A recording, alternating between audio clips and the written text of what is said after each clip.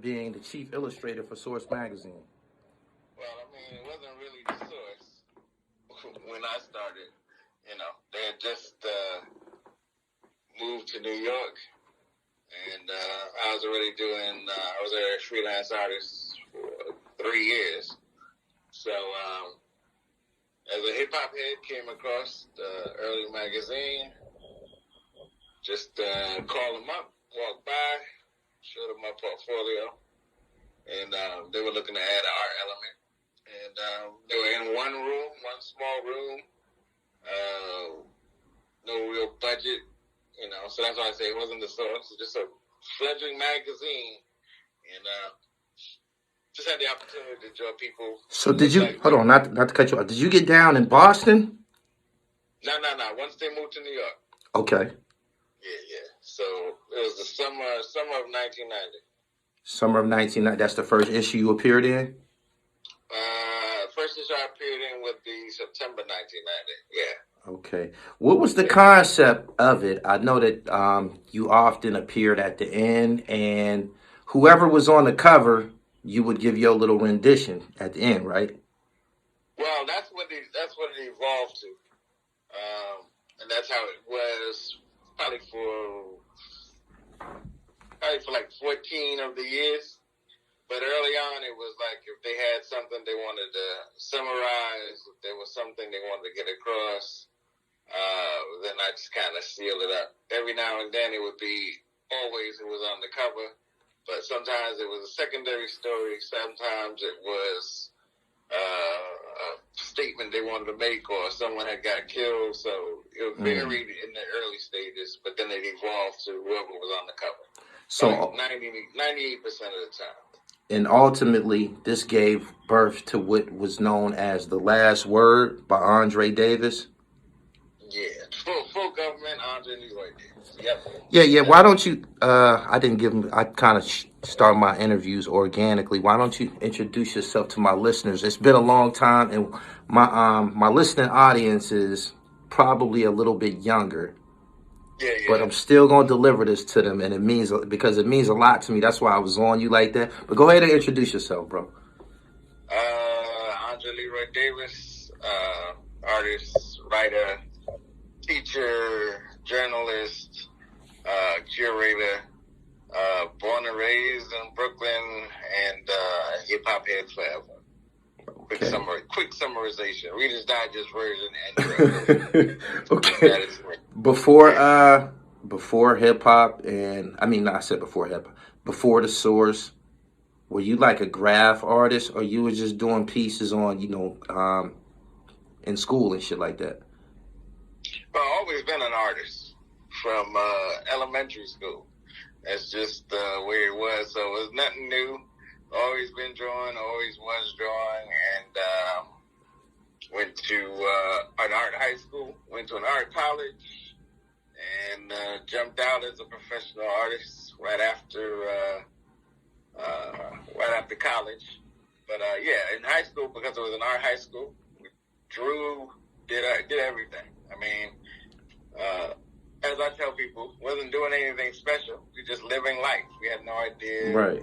The evolution. It was something, it just was. So I was in a high school where we were living, breathing early days of hip hop.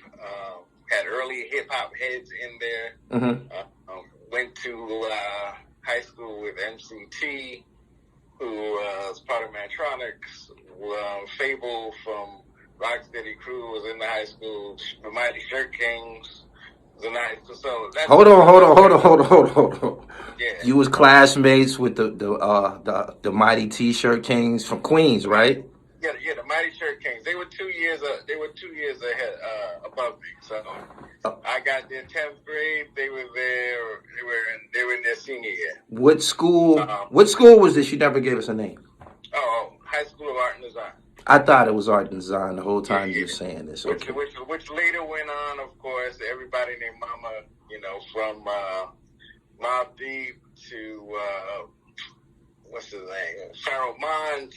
There's a lot of hip hop heads who went to Art and Design for sure. So it was was art and design like a performing art school, or it was technically for doing actual art? Well, if you're going to throw in the whole fame performing arts thing where they had everybody singing, dancing, performing, we were art and design where everybody was drawing, tagging, and whatever. And of course, there was always MCs and rhyming because, like I said, that was just the time period of what was going on. Funny thing is, I had made it into art and design high school, and I had made it into music and art high school. Same time, same period. So if I had gone to music and art during that time period, I would have been classmates with the Kango crew, which is Dana Dane, Slick Rick, MC Search, because they went to music and art. Oh, I was wow. at art and design. Damn. So, did you go through the phase of tagging in the streets? Did you have a tag name? Never tagged because I had a West Indian father who would beat my ass. So I had friends, of course, who tagged and went out and hit the subway trains and that whole flavor during that time period. We talking about early 80s. But that was, more or less if you went to that school, you were diverse, had the ability and skills to do everything, but you also knew maybe you were the third tier, and then you had first tier folks. So you quickly learned your lane and what you were good and not good at, so you just worked on perfecting. My skills were definitely not graffiti, doing tags, and all of that, but I could. It just didn't come natural. Okay. So I from what you just said, I gather that you got a West Indian background. Yeah. Like I said, I'm born and raised in Brooklyn, but father, mother from Barbados. Okay. See, that's more of that island influence on hip hop. Y'all did y'all thing, bro. Indeed. Y'all did y'all thing. Always. Did you go through the whole, even though you were born in America, did you go through the whole problems in school with American children and shit like that? I've interviewed several people with Caribbean and island backgrounds, and they told me Brooklyn wasn't always no walk in the park. They wasn't always welcome there. Well, I'm not going to speak for them folks, but knowing what was up, if you were in Brooklyn when I was, and grew up in Crown Heights like the first 10 years of my life, there was always West Indians around, so I never had any problems at all. What people that I remember coming up who caught flack were anyone who was African, and then it evolved into, of course, beefs against Haitians. Yeah. But there was never, where I was involved, any beefs between Bajans, Jamaicans, any of that kind of flavor. And like I said, born and raised in Brooklyn, I didn't have any kind of accent, so there was never any problems with fellow people of color. Okay. Our problems coming up was racist white folks who weren't happy that we were around. So that's just how it was. Yeah. What's the earliest you recall being recognized for your talent for art? When was the first time you recall somebody just, giving you a compliment to let you know that you was nice? Well, like I told you, I've been drawing forever. So, as a shy kid, that was definitely a way for me to just chill and have people approach me, because I would just be drawing and doing whatever. But I can say, answering your question specifically, I have like awards and certificates and contests for posters and stuff that I won probably second, third grade. Right. Yeah. The style that you ended up using for the last word, was that a style that you created? Like the characters, they had the black people features, big nose, big lips. The thing is, when I do caricatures, I'm not one of those who do like, what is the so-called documented look that you get when you go to like an amusement park in the summertime, which is like a big freaking head, exaggerated nose, eyes, and I don't do any of that shit really. That's never been my style. I do more of illustrative exaggerations and just capture likeness, and I never overdo any of my people because we always made fun of. So I'm gonna do something strategically, clown you or capture your likeness, whatever the illustration calls for. And definitely, like I told you, being at art and design, we had black books. And you had people who tagged, you had people who did all that. What I would do when people wanted me to draw in their books was I would get pictures of them, caricaturize who they were, what they were about, what they did, and put that in their book. So more or less, I got paid for the source, and what I became known for was the same shit I was doing in high school. Okay. Yeah. What was your first piece that was published in the source? I know you said I believe you said the year a minute ago. Do you remember exactly what it was that you drew? Oh yeah. That was KRS on the cover, and it was a piece about Eazy-E and the FBI tapping his phones. That was the first piece I did for the source. Some of your illustrations actually appeared on the cover? No. Never did a cover. Okay. I was saying KRS-One was on the cover. Okay. But the illustration, like I told you, every now and then they wanted to make a statement about something in the early days. And it was a thing that going on with the FBI possibly bugging Eazy-E's calls and phones and stuff. So what the illustration was about. Was there ever an incident where you drew someone and it was really, really good and accurate and the person seen it and said something to you about it? I know that sometimes you have people who have drawn illustrations in court proceedings, namely the Rafer Edmond case. And I remember the judge saying to the illustrators, y'all can't be drawing this shit so accurate. Because these people at home, I believe one of the wives seen their spouse on the news, and from the illustration, she could tell who he was. So, did you ever do a piece that was just so on point? Someone actually said something to you about like, "Yo, that shit crazy." Yeah. I mean, if you're looking for that specific, that would be something that happened. Young age. That's probably all the incentive I need to continue drawing, and realizing that I actually could do it was the fact that when I would draw somebody or something, whether it was drawing Spider-Man, whether it was drawing Godzilla, whether it was drawing Bruce Lee, my drawings looked like who it was supposed to be, and that's just one of the main things I've been known for is capturing likeness. Right. So, switching it up to the source days of drawing people who people are aware of and who they know. My thing is, it's never about drawing something and having somebody say, you know what, that kind of looks like. I don't want to hear no kinda or might be. I want people to know when I draw somebody, they know who it is right away without me even having to put their name. Right. Yeah. The piece that triggered this interview right here was a piece that you posted of Jam Master Jay, I believe, when he got killed.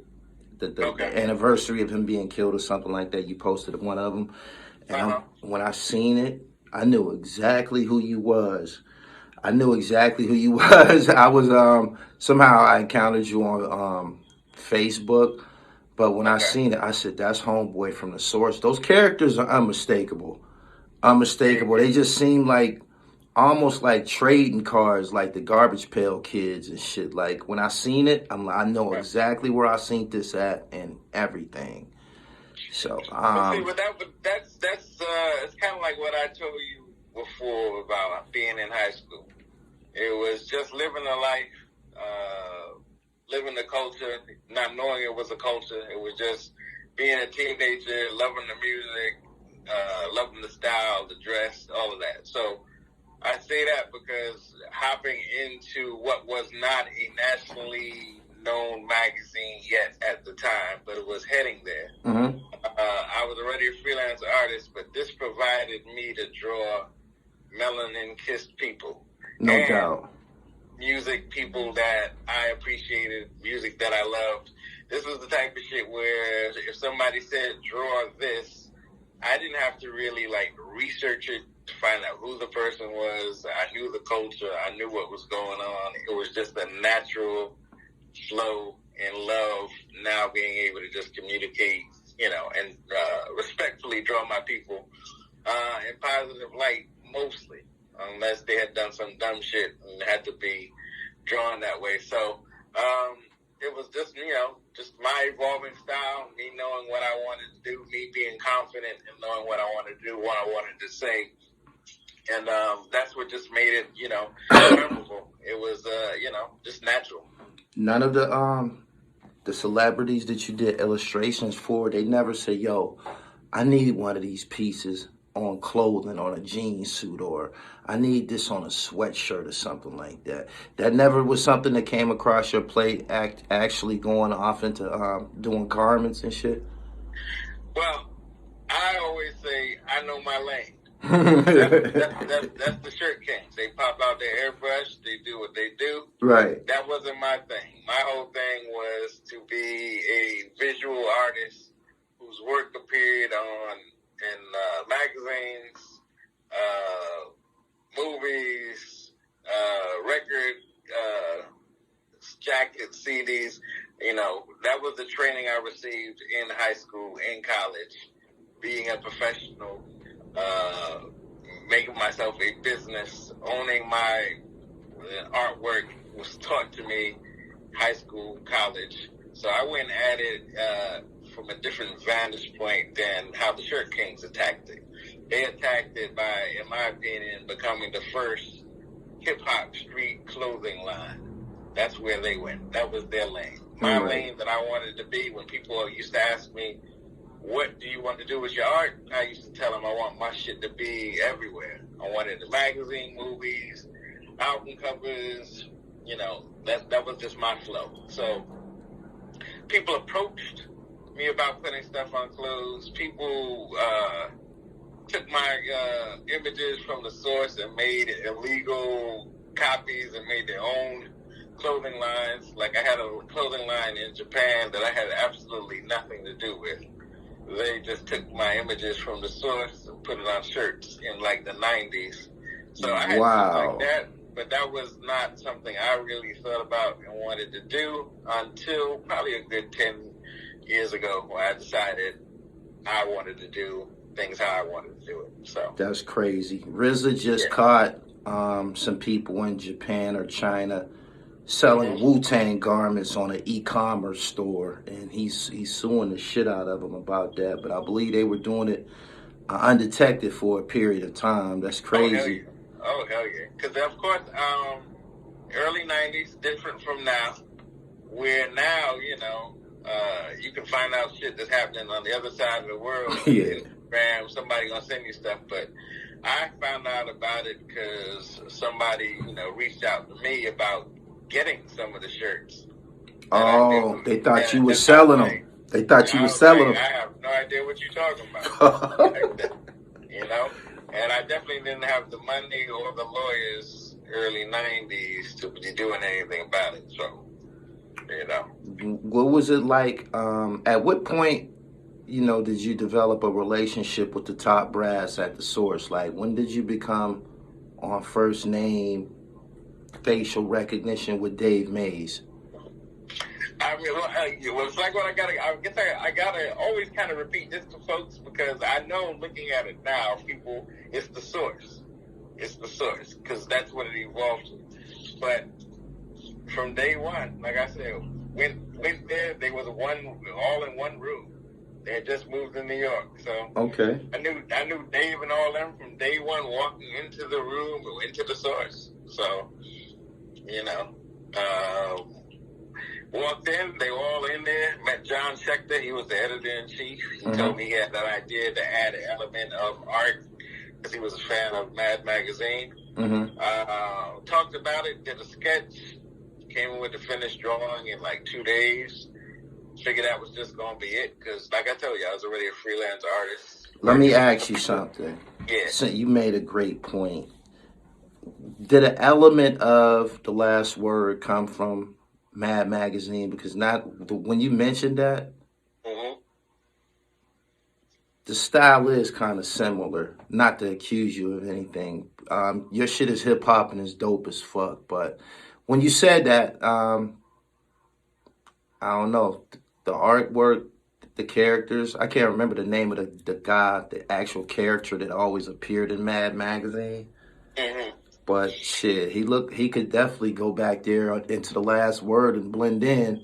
Well, this would be the thing. What he was talking about is there's an element in Mad where the back page folds and it becomes something else. That was something. Okay, yeah, I remember that. Okay. That was something he remembered as a kid. But of course, Mad Magazine was a magazine that was full of caricatures that parodied movies, TV shows, and parodied stuff. So coming up as a kid, of course, I read comic books, Spider-Man, this, Marvel, DC, read Mad Magazine, read National Lampoons. Already had my sense of humor, my style of doing things. So style-wise, I definitely wouldn't say it was like anything like the famous mad artists like Mort Drucker or Angelo Torres. Like I said, I already had my caricature drawing style already in high school. But now here it is, you're adding a comedic element to a hip-hop magazine. So, of course, you're going to go right to a Mad Magazine because it was in that vein. But I definitely had my own flavor on how to do things. But I'm used to hearing that because I remember meeting Chuck D. So if you go back to what people know, and the blueprint that people know, it's going to be automatic. Because he's like, yeah, your stuff, reminded me of the stuff from Mad Magazine. So, that was just a natural flow. But comparison-wise, you put my stuff next to it, you definitely see a difference, but it still brings back that same kind of memory. So that's a positive. When your when your run was done, how many issues did you actually appear in? Well, I was there from September 1990 until January 2007. So Damn. The top of the issues, but I was there for 16 straight years, every issue. Damn. Yeah, you definitely a element of the magazine that would have been noticeably missed had they tried anything. Yeah, they tried under different editors in chiefs, and then finally we just parted ways because shit was getting a little hectic. So Take me back to the THRU era. Take me back to the. What was it like drawing illustrations during that era, being as though it was a very volatile time, and the last word was sometimes, I don't know, sarcasm at times. Mm-hmm. Yeah. What was it like? Was it different handling THRU's media? Was that a serious time at Source Magazine? Well, put it this way. Serious time at Source Magazine, serious times with beefs and everybody else, whatever. But for me, I just did the same shit that I always did. If it was somebody they wanted me to draw, make a statement about, I came up with the idea.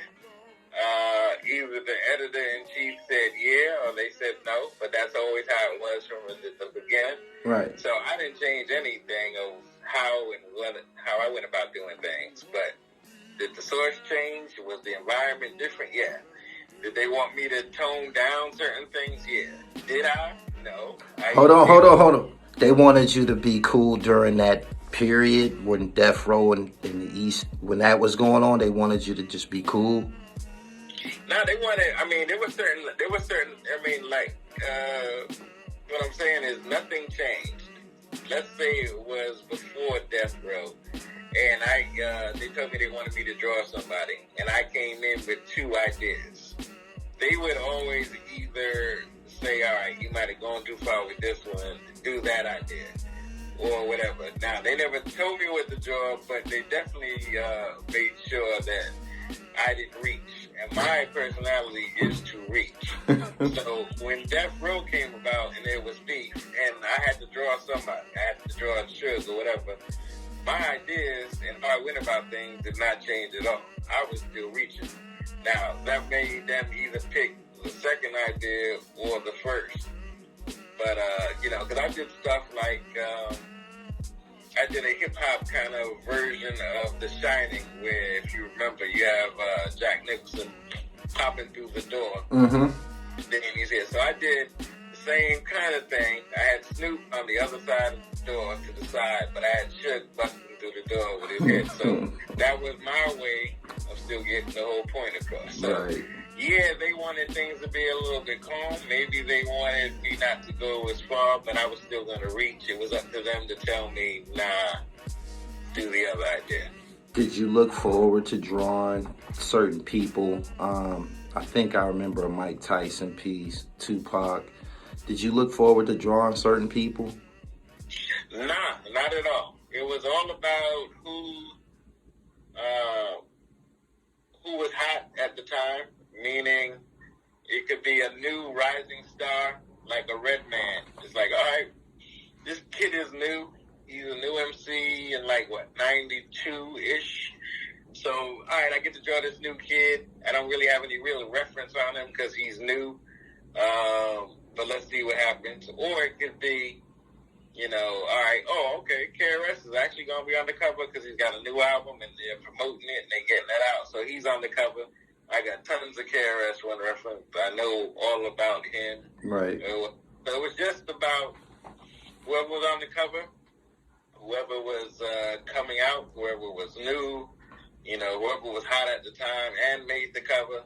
It was just all about making sure you knew the authentic part of what I was going to be drawing and coming up with. So I was excited as long as it was just something, that was able to, get my ideas across. And I was excited about it for sure. How did your work detail change when Wu-Tang came into the game? How did your work detail change when Wu-Tang got into the game? Let's say the Wu is on the front of the source. Yeah. That's 9 MCs. Uh-huh. You got a lot of work cut out. Hey, I never missed the deadline. So it was all good. If I had to draw 9 people, then I knew I wouldn't be sleeping, so I would meet the deadline. One of the illustrations I did an illustration called Woo World. And I did a view of the Earth from outer space, but it's close up. And I drew all 9 members except for Master Killer. And they were sitting on the world, looking down, and it said Woo World. Right. So normally I might draw 1 member of a group, 2 members, a solo act, whatever. But in order to make the illustration work with the idea I came up with, I knew I had to draw all 9. So I drew all 9 and got it out on time. And you doing this with what? Pencils? Colored pencils? Nah, I'm old school. I draw straight up pencil and then I paint. So I paint on top of my pencils using something that's kind of like a watercolor, but it's not dyes. So old school paintbrush painting, yeah. So a lot of those illustrations in the back of the source weren't just sketches; they were actually paintings. Oh yeah, classic full painting, yeah. Damn. So what happens with someone with your background now that they got this NFT thing going on? I got everybody and their mama coming to me to, work with me. Let me help you do this. Let me do these NFTs with you. Let's make last word. And I get it, it's been crazy with people reaching out, but definitely have not bit.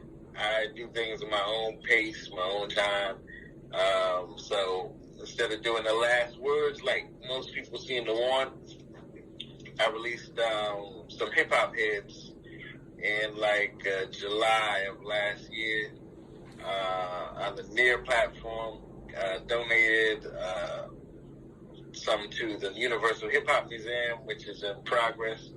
And I'm actually getting ready to have a second drop of the hip hop heads, probably in like another month and change. So it'll be heading to the second market. So I entered that world, but I'm doing it the way I want to. And in this time, if I like how things are flow, then the last words will become part of the deal. But right now, just hip hop heads. Which of the illustrations hold the most sentimental value to you? Which one is your, this my baby right here? Well, see, then that would be just like what I hear parents say when people ask them, which is my favorite, it'd be like me choosing my favorite kid. So I don't have a favorite. I think people got favorite kids. Oh yeah, people probably do. I tell my brothers and sisters I'm my mama's favorite. So, right. But I would honestly say people obviously have favorites, because there's like ones that I don't post that other people post and I see around.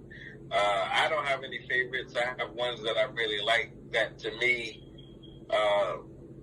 conveyed what I was trying to do and actually accomplished what I strive to do every time. What I strive to do every time I did the last word was to capture the likeness totally, to have the joke be on point. So when you capture the likeness and the joke is on point, that's a successful last word. If you just have a great joke and I was off on the likeness, that's not great. If I have a great drawing and the joke is off, that's not on point. So what I strive for every time is to have the character, likeness on point, and the joke on point. What was it like drawing Jay-Z, who has, he already looked like a cartoon some type of way? Shit, he got the big nose and the lips. What was that like? They used to compare him to that cigarette, that Camel. The Camel, Joe Camel, right? Yeah, back in the day. Same thing. It was no thing. Like I say, when I drew him, he wasn't the Jay-Z that everyone knows now. He was Jay-Z, just another rapper coming up and evolved to where he became. Right. Just like Nas. When I drew Nas for the very first time, he was being totally and always being compared to Rakim. He's the next couple of Rakim. He's this, he's that. So drawing a Nas back then was like how I mentioned, was drawing a Redman. This younger MC who's got a buzz going on. First album was on point. Could be a classic. Will he be able to repeat the shit? Will you never hear from him again? You know, just the same flow, and then evolve to who he is. So with Jay-Z, I think the first time I drew him in the source, I just did a play on, Rockefeller Records. I drew the scene of Rockefeller Center in New York City with the gold statue that's usually there. I just made the gold statue Jay-Z, and had no idea where he would evolve to. Just knew he was nice at the time. But back then, he was nobody special. You didn't think much of him. Well, you see, not even putting it that way. The reality is, nobody is really special. You know what I mean? It's a new MC. All right, that song is hot. All right, here's another new MC. All right, that song is hot. And then it's like, do they stay hot? Do you see more of their skills? Do they get better? Right. Do they become a household name, or it's just somebody who had that one song? And if you're a real hip hop head, you remember that one song, but then they never did shit again. But that one song can play, and it'll bring back memories. Right. It's just like, so a Jay-Z and a Nas are just people who keep bringing back consistent memories because they were thorough, they were consistent, and they were able to keep doing shit for 10, 20, 30 years, as opposed to somebody who so-called a one-hit wonder, who I never hate on, because those people that other people, smart ass and talk about their one-hit wonder, they still got more one-hit more than you got. So how you beefing? Right. I'm saying, yeah. Who do you recall drawing the most? That would indicate that this person was scorching hot and was appearing in the source often. Who do you recall drawing the most, or was it ever like, damn, here we go again and shit like? Nah, it's just meant that they were given the due that they meant. Because if you made the cover, that means you had a new album coming out, and they weren't gonna fuck up their sales by putting somebody who wasn't gonna sell on the cover. So anybody on the cover was scorching fucking hot for sure. If you were hot, or you had a new album that was coming out, and it was all part of the promotion and whatever. Yeah, they definitely weren't gonna put nobody that was not going to bring in the sales. Because it's always about you walking in and you see some magazine stand, and you're like, oh shit. But I would say probably one of the people I drew the most through the years probably is LL. Oh man, I thought Tupac would beat him. LL, huh? Nah, but you got to remember, Tupac wasn't Tupac. Tupac was not consistently hot through the years. Tupac became Okay, I get it. Longevity. Tupac became even bigger in depth. Right. But you had LL with his first album in '84, and then still being hot, and then this and then that. So he was always hot, scorching, maybe burning, maybe lukewarm. Cool J. It was always different things. You know what I'm saying? Tupac was on fire. Right by the trial, he was on fire with THRU. He was on fire after he got killed. So that was like really 3 points. Okay. In that short career that he had where he was hot. LL was just around forever. All right. I got it. We have to go here now because this is a question that everybody probably they gonna want to know. It's very well documented. The Source magazine went through a tumultuous period when Eminem came out, Benzino, and it was just crazy over there at the Source. Tell me what it was like. Please tell me what it was like. Well, see, I got a whole different other view, and I really never care what other people think or what they say, because a lot of it is just a lot of bullshit and memories being changed. All right, so for me, when people say the Source fell off, Source didn't fall off at all. I say that because you had the same hardworking journalists, you had the same people doing the shit. I was still doing my same shit. What happened is the Source annoyed a great amount of people. The Source, when Eminem came out and was on fire, there was no beef with the Source. Okay. What happened is, in time, Benzino, being Benzino, was out there rhyming. He wanted his career. He wanted to do things like how he did it, and I'm never mad at that. But what happened was when that whole tape was found of Eminem saying black bitches and this and that, if that had been presented by itself as a full research journalistic proof with the tape and everything, who knows? Things would have been different. But a lot of us black folks, when a white dude can dance and got a jump shot, we give him the pass when he disrespects us and the culture. What happened is, with Benzino responding to him, with Benzino then making a diss record about it, those heads who didn't want the mixture of journalism, MCing, a non-skilled or not as skilled MC, it just became an evolution to, the Source sucks, the Source is this, the Source is that. As I say, it was just the same hardworking people doing the same things. Nothing had changed. But that element with this battle, Eminem versus Benzino, personal shots that evolved with covers after an actual real journalistic happening, that definitely started a negative look and focus. And it also made it easier for people who hated on the Source and the fact that it was making dough. You know, people always want to kick things when it's I was down. loving it. I was loving the Source. I never fell out of love with the Source. What Yeah. my honest opinion of what happened was because I was doing time when the Source was in its prime.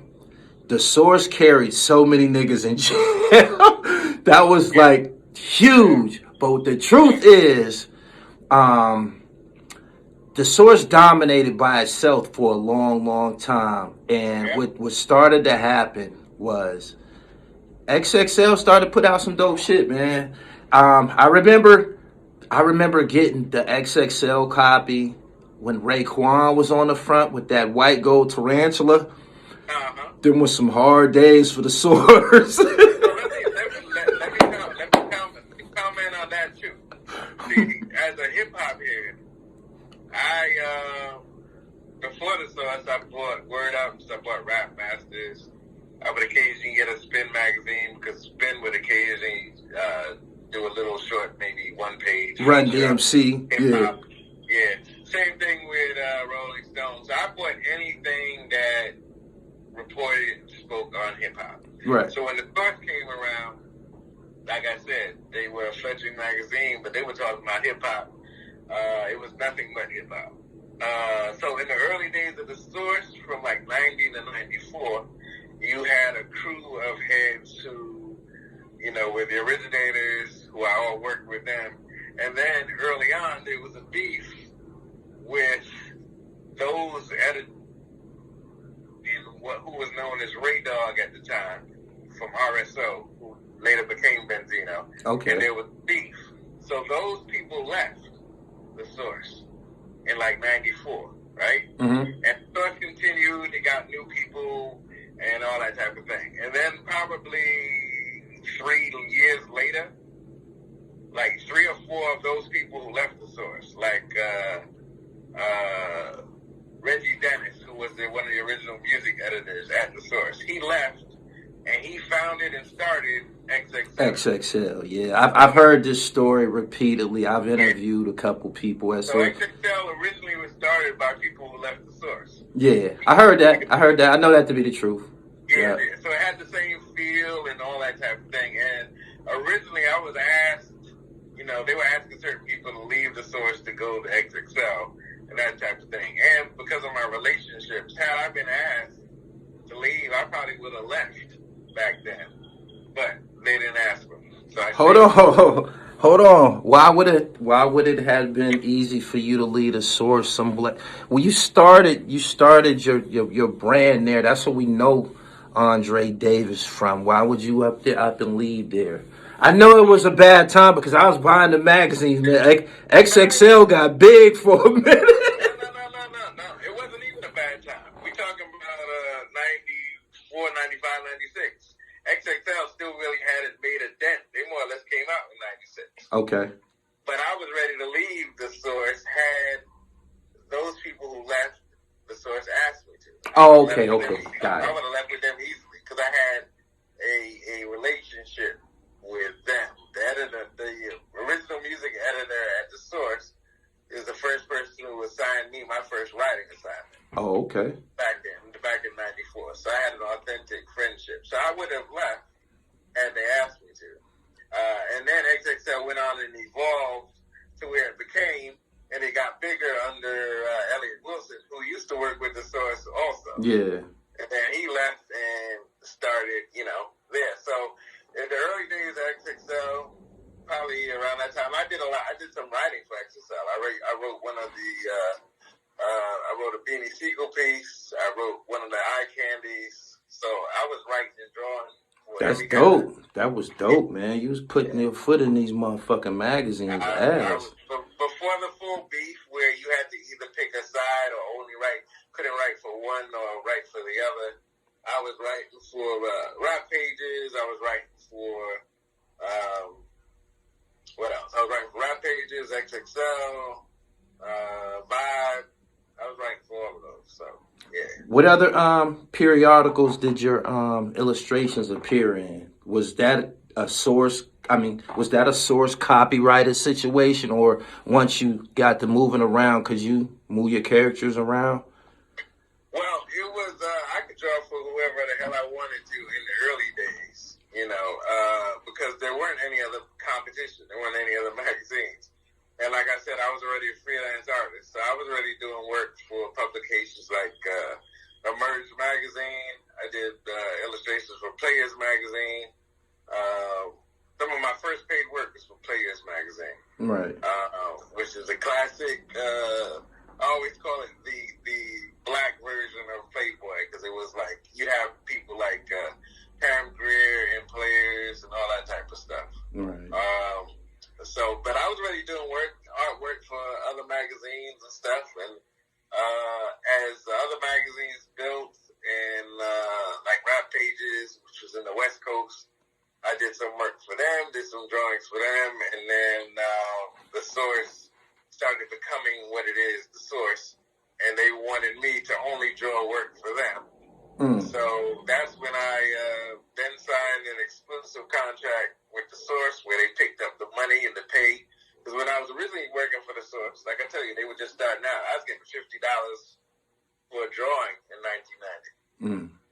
Right? So as time went on and they became who they were, there was no way I was going to be exclusive to them and mess up my money coming in unless they paid me accordingly. So the last couple of years that I was at The Source, I was under exclusive contract.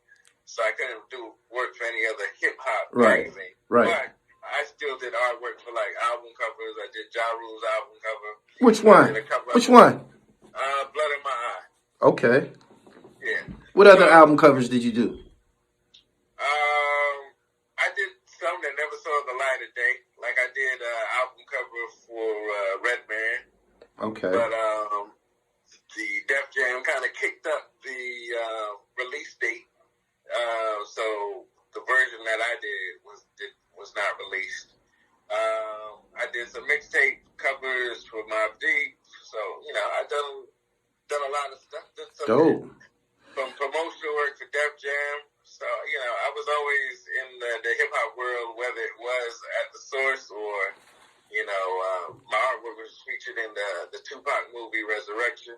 So I was definitely busy and working during that time period. Where were you at Source Magazine when those characters from which would ultimately become the Boondocks, when they started to be in The Source? Oh, I was there. I think he was in there for maybe only like 3-4 issues. Okay.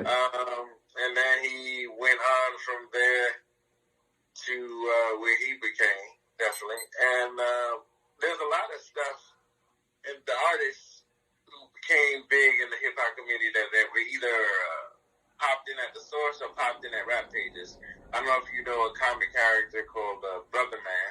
Mm-hmm. All right, so he had a couple of strips in Rap Pages where it was he had Brother Man the comic character, but he also did like a black space Star Trek kind of thing. Okay. So that was in Rap Pages. But years later on, I went on and I interviewed Aaron Magruder in The Source. I forget, it's probably about a year before I left. I interviewed him, and it was a back and forth about his career and whatever. So, I was, like I said, I was always busy doing something, either drawing or writing. Damn, you did everything except for publish. You never thought about coming out with your own joint? Nah, I saw all the work and dumb shit, and it wasn't for me. I've never been somebody who I always spoke my mind. If you asked me, you was gonna get a real answer. If you didn't ask me, then I'm not gonna volunteer the information. Right. And I just thought, you had to maneuver. You had to really not necessarily always be 100% truthful. And that's just the reality in the record company, in magazines.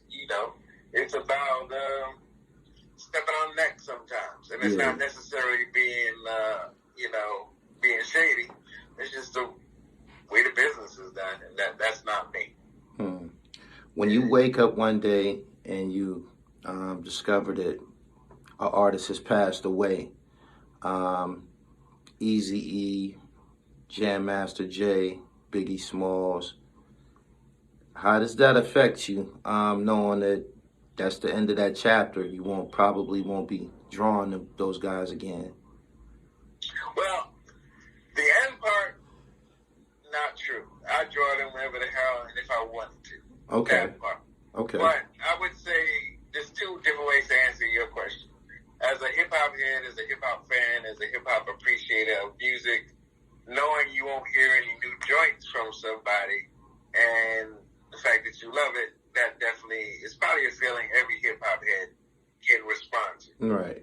All right. So with me, I made it a point not to become friends with a lot of MCs, not to become buddy. That was just my way. I didn't really go to the parties, and I didn't do any of that shit because I wanted that if I had to draw you and if I had to clown you, I didn't want to have any kind of friendship with you from having to do what I do.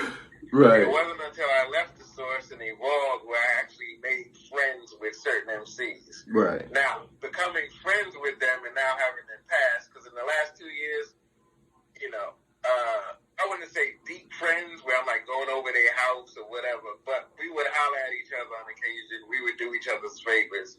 I would say two people that I considered that type of connection, that type of friend, have passed away in the last year and a half. That would be Biz Marquis. I knew you was gonna say that.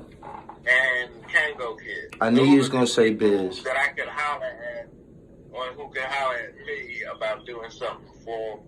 Like if you see any kind of pictures of Biz Marquis before he got sick, and he was DJing and he was performing, and he had his computer out and he was playing from the keyboard, you will see artwork that I drew of him on his computer outside the jacket. So there's just certain people that I, connected with later on in the world. So losing them is definitely a whole different feeling because I observed them, got to know them as fans of just their work.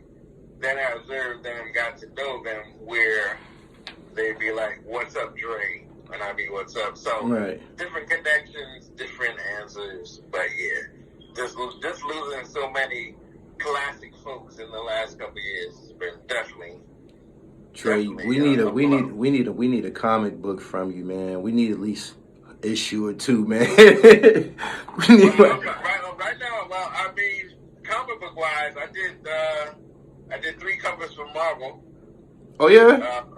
I did 3 covers for Marvel. Like I said, I've always been strategically diverse with what I do. And I tell you, back in high school, when people would ask me what I wanted to do, I told them I wanted to be on everything, in everything, magazines, album covers, whatever. So I've still been able to do that. I did a Power Man comic cover. I did an Iron Fist cover.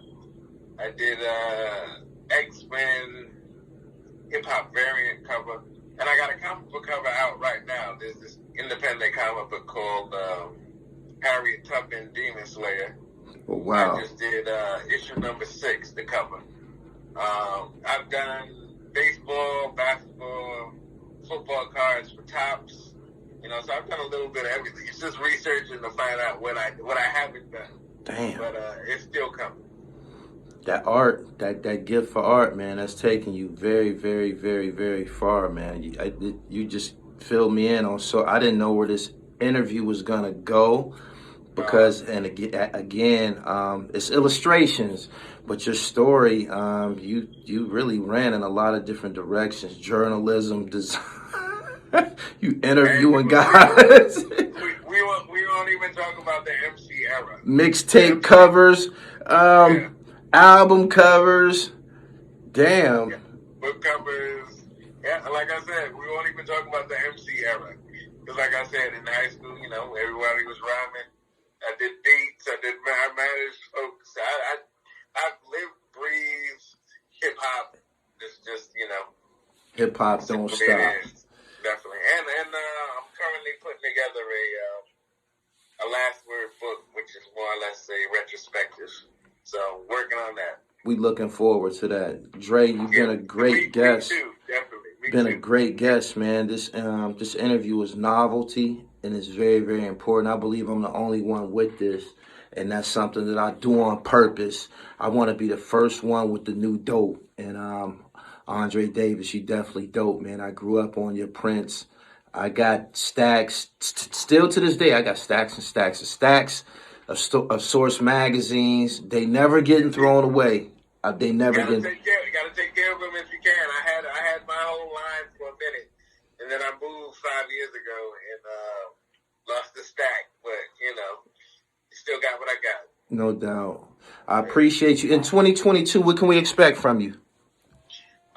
Just more creative shit and stuff you will expect and stuff you won't expect. That's always the best. That's how I try to go about it. Each year I try to do at least 3-4 things that I didn't even expect. No doubt. Because then I know people ain't expecting. So, can you tell my listeners where they can find you at online in case they want to see maybe your... All right, you can, although I don't tweet much, I'm out there. I'm on Instagram. You can find me at ALDREDay, ALDREJ. You can find me under the full government, Andre Leroy Davis. That's on Instagram also, so I got 2. You can go to AndreLeroyDavis.com and, my Etsy shop for hip-hop heads. I'm out there. I can definitely be found if you Google me. It'll take you someplace. Dre, you've been a great guest, man. I appreciate your time, man. Look forward to this episode on the Gully TV Dribble podcast on all podcast platforms. And again, I'm in front of the green screen right now, so I'm going to have all your dope behind me. It's going to look crazy. So, all right, looking forward to it. Yeah, I appreciate you, Dre. Thanks a lot. No doubt, man. You be safe. All right, one.